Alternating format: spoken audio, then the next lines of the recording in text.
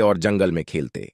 टीटू डीनू को अपनी पसंदीदा जगह दिखाता और डीनू टीटू को जंगल के अजीब और गरीब राज बताता।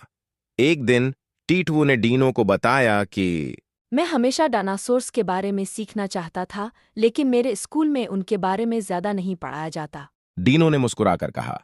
कोई बात नहीं, मैं तुम्हें सिखाऊंगा। फिर डीनू ने टीटू को डायनासोर्स की दुनिया के बारे में बहुत सी दिलचस्प बातें बताईं। टीटू ने सीखा कि डायनासोर्स किस तरह की जिंदगी गुजारते थे, वो क्या खाते थे और उनके बच्चे कैसे होते थे। एक दिन टीटू और डीनू एक बड़े पहाड़ की चोटी पर गए। वहां से पूरा जंगल नजर आता था।